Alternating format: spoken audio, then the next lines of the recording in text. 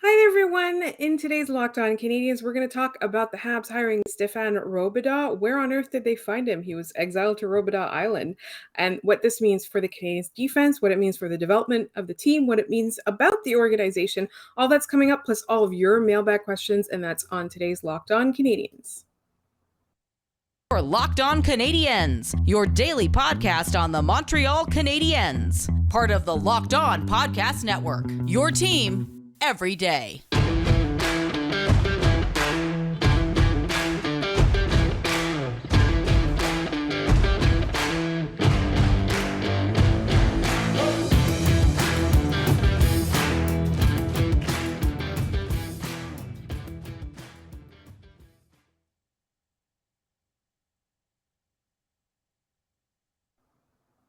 Welcome to episode 665 of your first listen of the day. We are free and available wherever you get your podcasts, as well as on YouTube.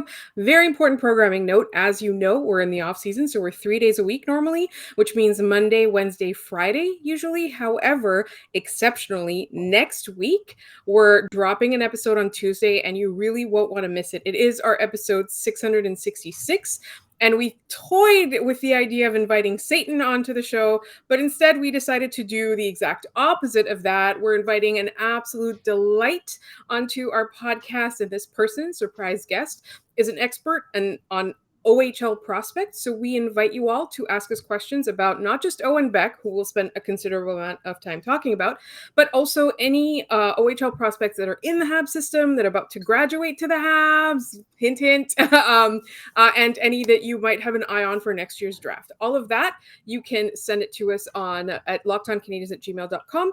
You can tweet us at LO_Canadiens. You can also leave your questions in the YouTube. I'll pin a comment to this episode so that you can leave your questions there. In the meantime, who am I? I'm Laura Saba. I've been talking for almost 2 minutes without introducing your hosts. I am also known as the Active Stick, and I'm joined as always by Scott Matlev, Habs Eyes on the Prize. We're both extremely, extremely excited for the episode on Tuesday. However, first, we're going to talk about Stephane Robidas. And Scott, there's still big news, even though it's the offseason.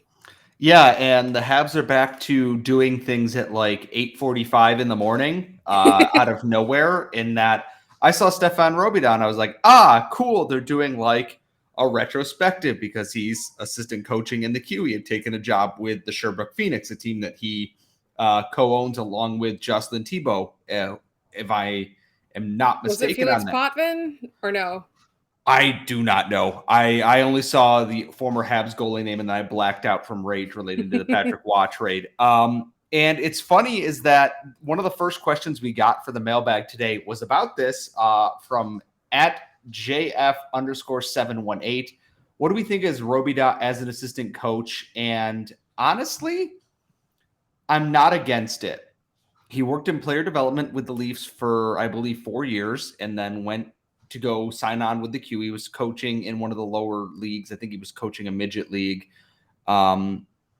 And some people have gone, there's not a whole lot of coaching experience on this coaching staff, but at the same time, every single person on this staff is someone who had to fight to make the NHL in one way or the other. Trevor Letowski notwithstanding.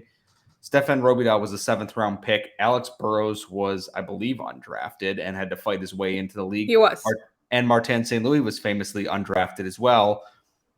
And I like it because there's a focus on player development, which I think is something that sorely, sorely lacked for most of the last decade, is that there was no emphasis on that. It was sink or swim. And Robidas obviously worked very much with the Leafs prospect and player development. Martin St. Louis worked wonders with the team last year. And Alex Burrows was in Laval when they started their kind of ascension up the AHL ranks there before joining the NHL roster here.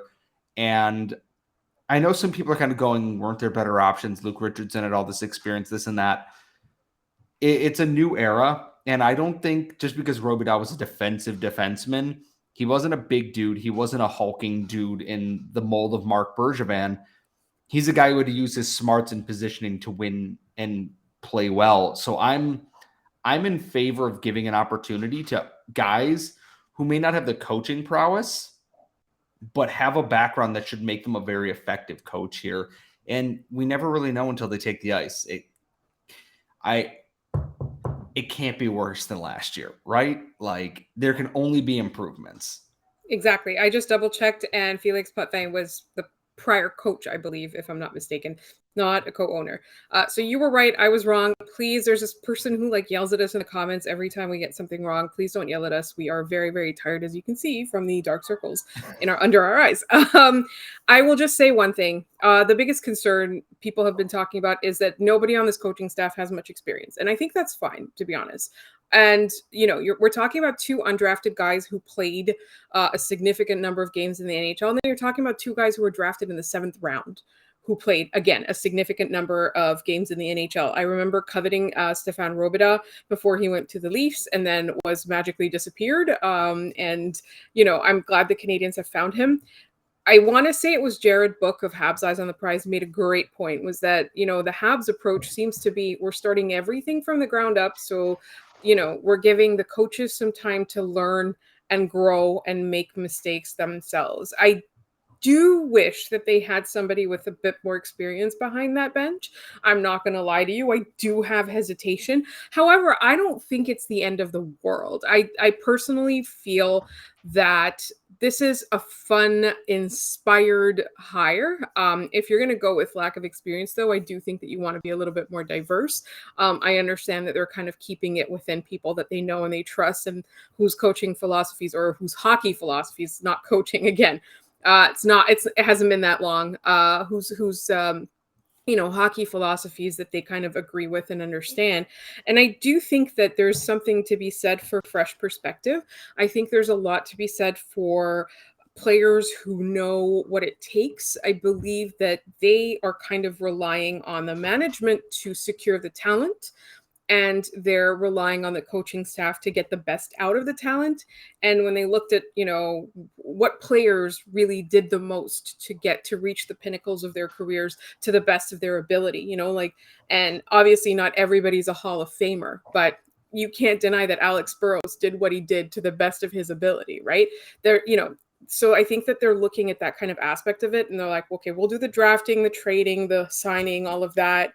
And the coaching staff is in charge of developing, but also bringing the best out of everybody. And I like this hire. I have a lot of hesitation about the hire. I think it's going to be fun. And I also think that it's going to be really fun to see them make mistakes this first year and see if they learn from it, right? Like, I know that the Canadiens aren't as bad as, last place. People keep saying, like, the Canadiens aren't going to be that bad. They're not, but they're not going to be great. Let's all, like, be realistic about it. They're not going to be that great.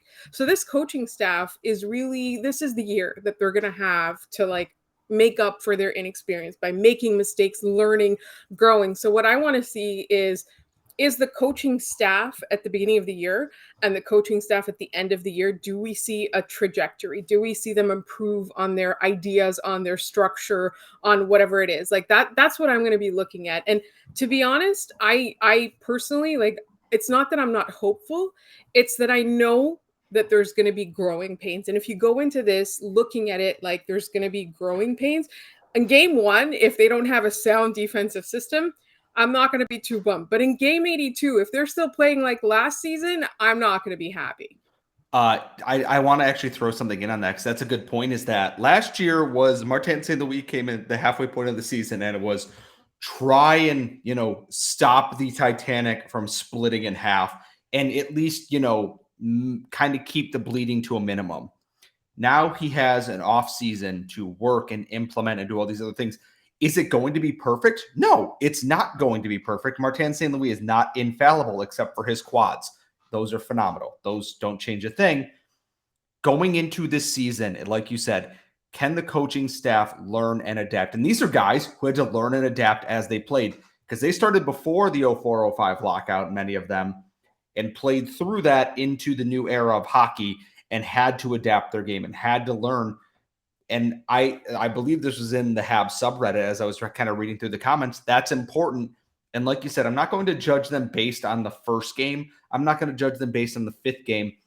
We're going to kind of keep track of it as it goes. What's working? What got better? What were they doing when things were going well? What were they doing when things went in the toilet?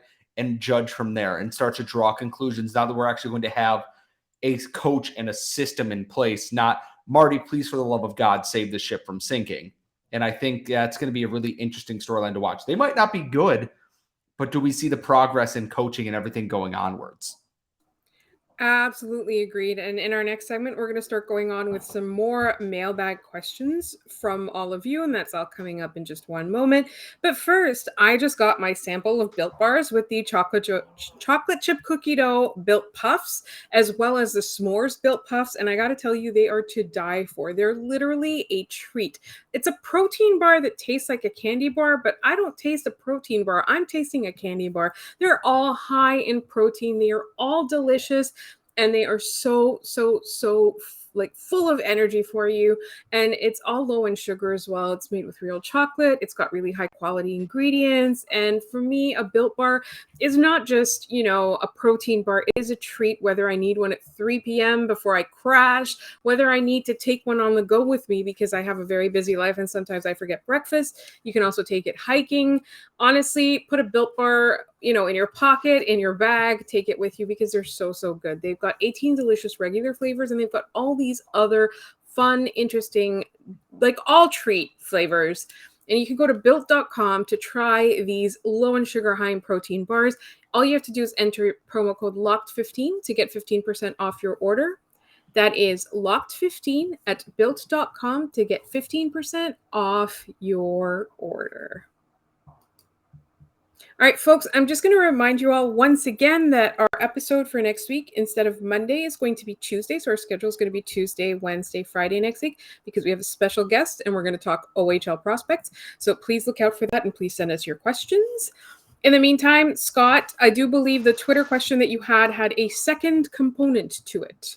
Before we move on to our mailbag questions. Yes. We do have 2 email questions that we will get to in a second. But the second part of that first question is, not counting 2022 draftees, which prospects are you most excited to see at training camp? And I have an add-on to that, is that the Habs are coming to Buffalo for a rookie tournament. So I will, assuming everything goes to plan, be there for their games against the Sabres, I believe the Leafs, and the Senators prospects at Harbor Center. I should be able to go and cover the games there. It'll be a good time. I'm excited to watch Owen.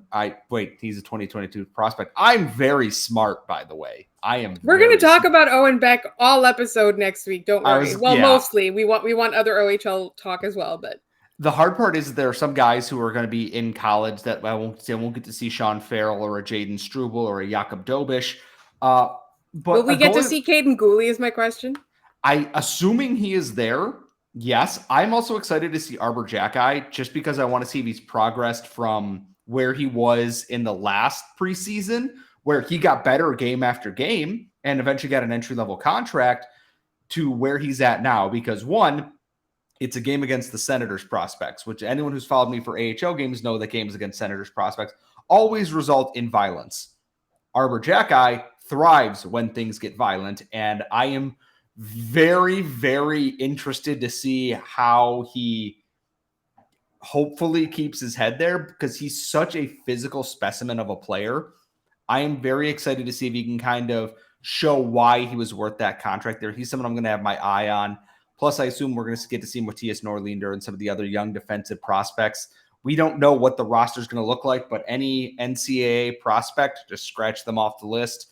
Europe might be hit or miss on some things, but I assume we're going to see Slavkovsky. I assume we're going to see Mayshar. We're going to see Owen Beck. It's going to be a good time, and I am very, very excited. And I have just monopolized that entire question for myself. I am very sorry. That's all good. I just said I wanted to see Caden Gooley. I'm very excited about Caden Gooley. So, do you want to do your mailbag, the email question first? Or do you want me to do the shorter one first? Let's do the shorter one first, and then we'll get into the longer one. We've decided to split duties this time because one of our questions is quite long. This one comes from Axel. He sent it to our email account, so lockedoncanadians@gmail.com. If you ever want to send us a longer question that won't fit in the 280 characters on Twitter.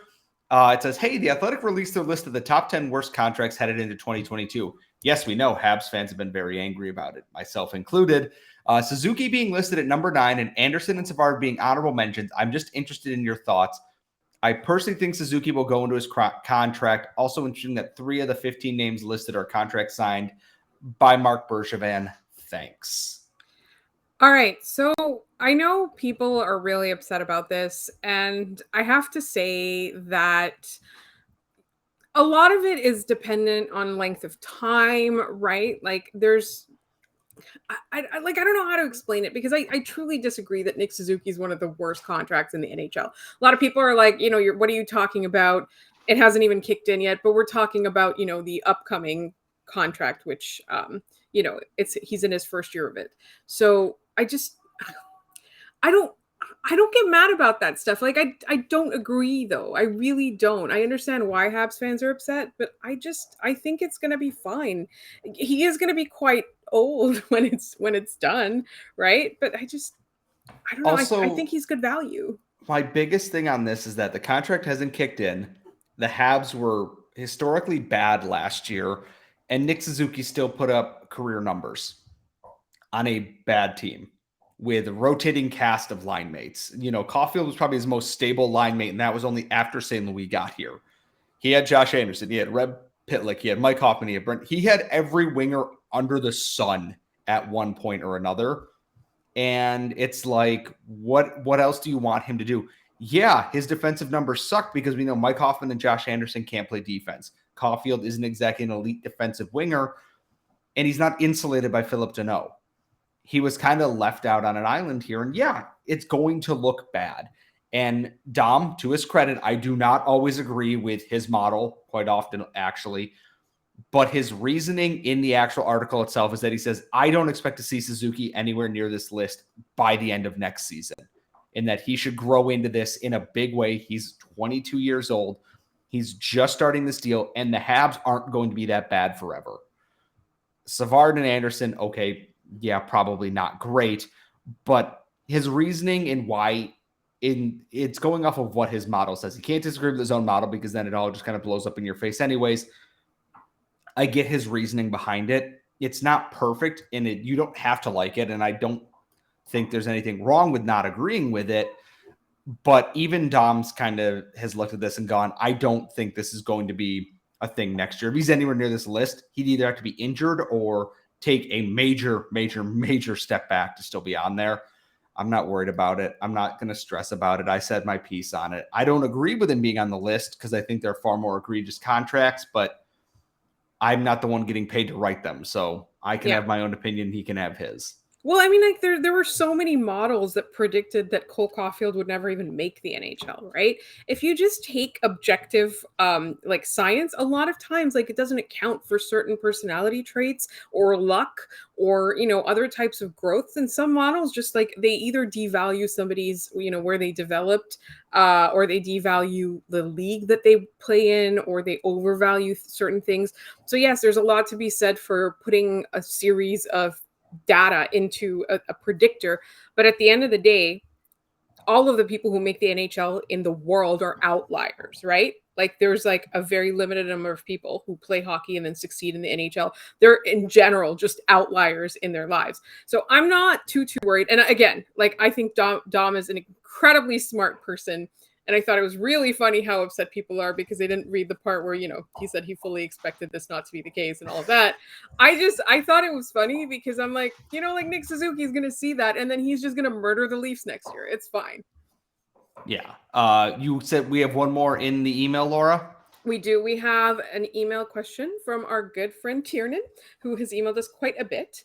And the question is, hi, Scott and Laura. What do you two think the plan is for the right side for the defense of the Habs? Currently, the list of signed right-handed D for the next season, eligible to play in the NHL or AHL is David Savard, Chris Wideman, Justin Barron, Madison Bowie. I get that some players can play their offside, but I think that players are typically better at their natural side and prefer to play there too. Also, I wouldn't want to push young players to play their offside when they're just breaking into the NHL. That's a great point. Seeing how the season from hell demonstrated how injuries can impact a lineup, I feel uneasy with our current depth. If Savard and Wideman were injured at the same time, possibly along with a left-handed defenseman next year, our top 4 D pairings could possibly have Bowie and Barron in them. I worry about rushing Barron due to a lack of depth and his injuries, and the expectations upon him as our only signed right-handed defensive prospect, emphasis on signed. What should the Habs do? Sign PK, bring back Brook, who's available that you'd be interested in signing cheap. I'd also like to see the Habs trade for a right-handed defensive prospect like they did with Barron at the deadline. The early report on the 2023 draft is extremely thin on defensive prospects. There are only 2 defensemen in Pronman's early ranking of top 25 players at 9th and 12th, and 1 is a right-handed defenseman. Need to shore up that depth and alleviate that pressure and focus on Barron. It's interesting that right now in Pronman's ranking, they're at 9th and 12th, because I don't think it's out of the realm of the possibility that the Canadiens pick at like 6, 7, 8, or 9, right? I don't think they're going to be bad enough to get Bedard. And a lot of people in our comments and on Twitter are saying like that's a pipe dream. I agree. I think it's quite interesting that it could be that the Canadiens are in a position where, their pick is going to be a promising young defenseman.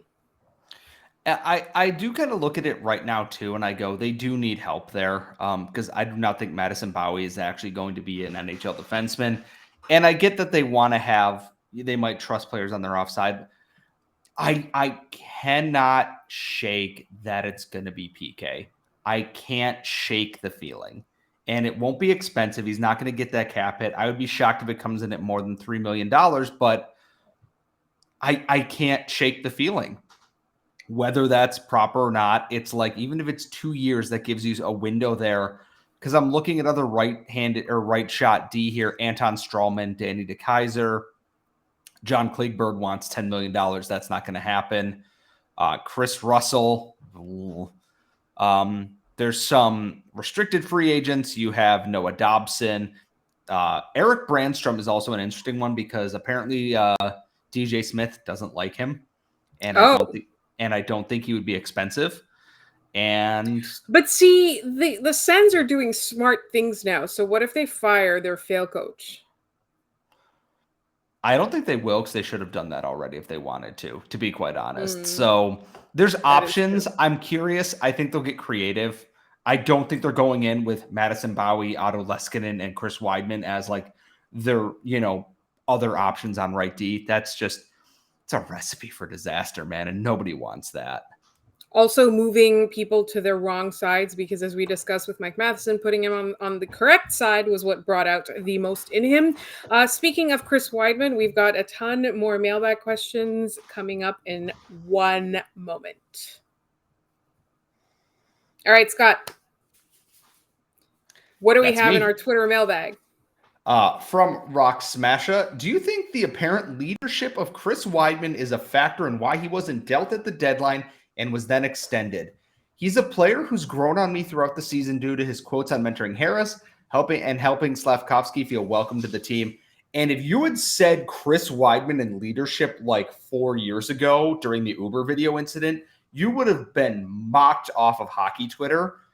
And I am admittedly very surprised. And I think the part that was a turning point for a lot of Habs fans is Chris Wideman being the one to fight the coward Mark Scheifele and no one else.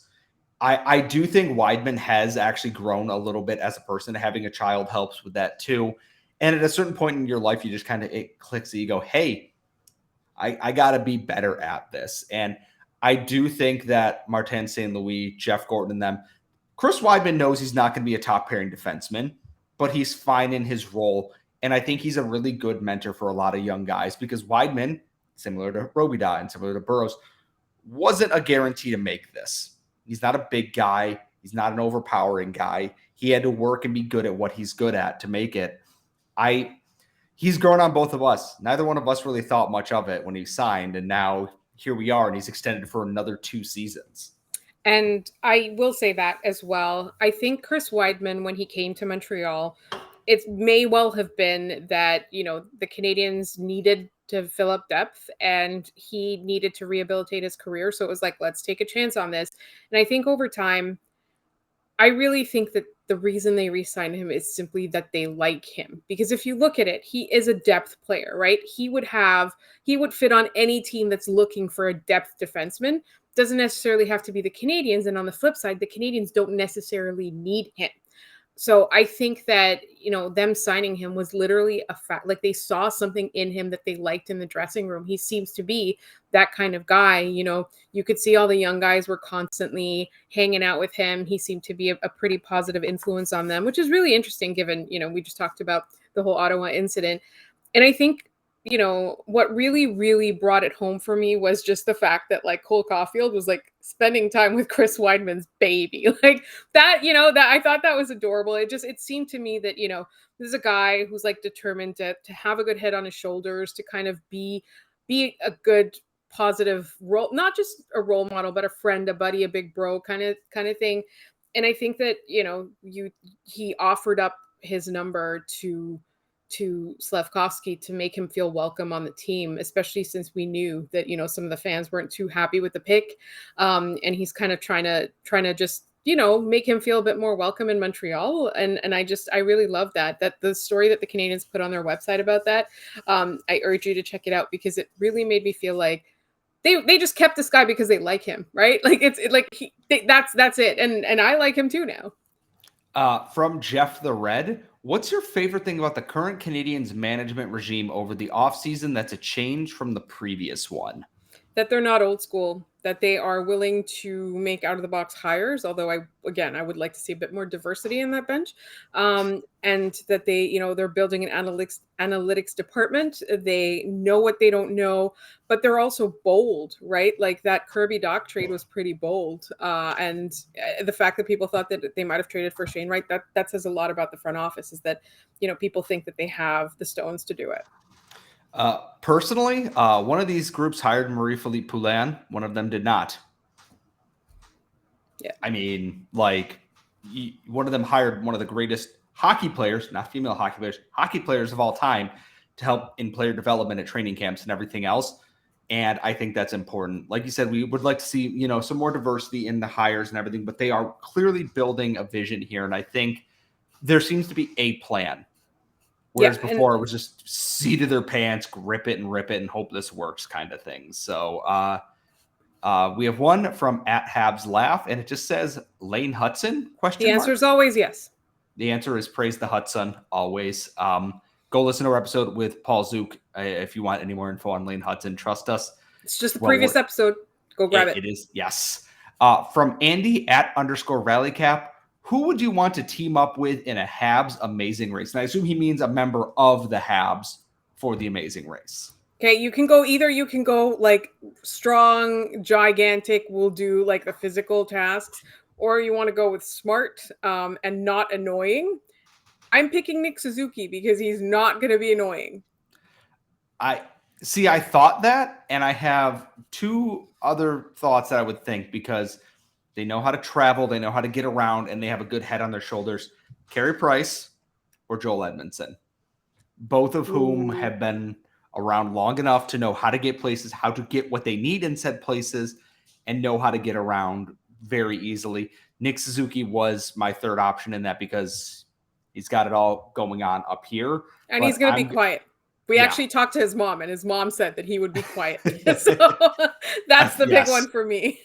But Joel Edmondson would have really good tunes and lots of jokes. Carey Price would probably be pretty quiet too.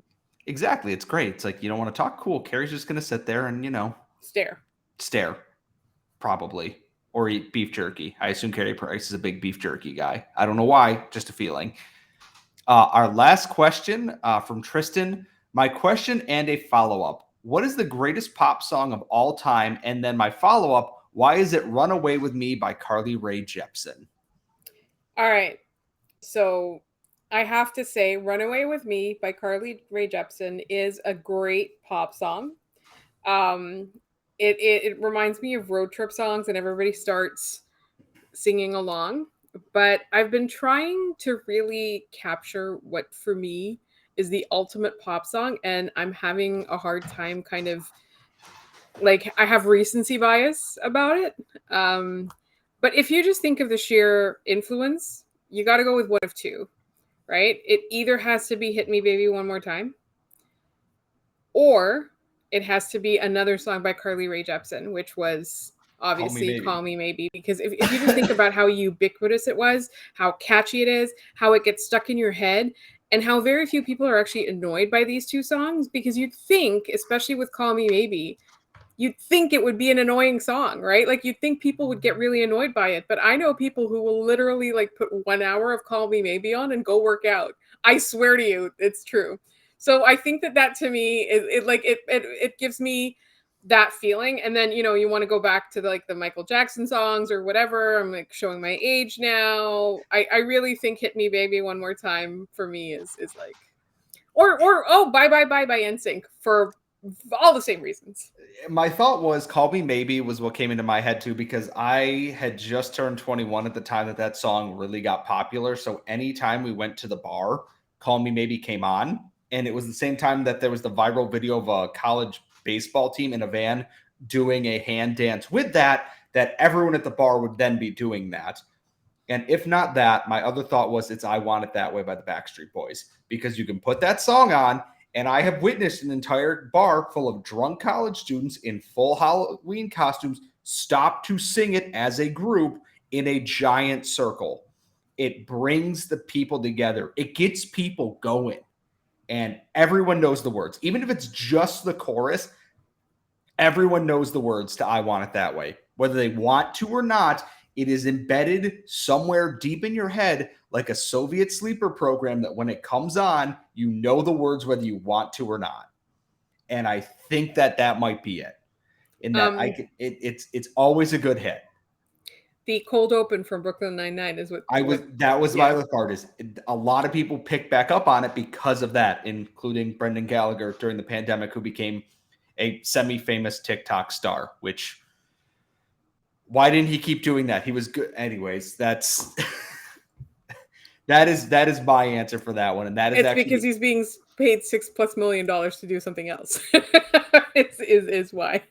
To have his hip exploded against the boards. That was mean. I love Brendan Gallagher, but that is the end of our mailbag questions, however. So if you want to send us mailbag questions or questions about the OHL prospects, we're going to be recording on Monday night. You can do that at LO_Canadiens. You can also leave them in the YouTube comments. But if you're a jerk to us or anybody else in the YouTube comments, even if you disagree with them, we will delete your comment and forget you exist. Or you can tweet them at LO_Canadiens. You can follow us on Twitter. Scott is at Scott Matla. I am at The Active Stick. Please subscribe to this podcast wherever you get your podcasts. And don't forget, next week it's Tuesday instead of Monday with a very special OHL prospect expert guest. Thanks so much for listening. We'll talk to you next week.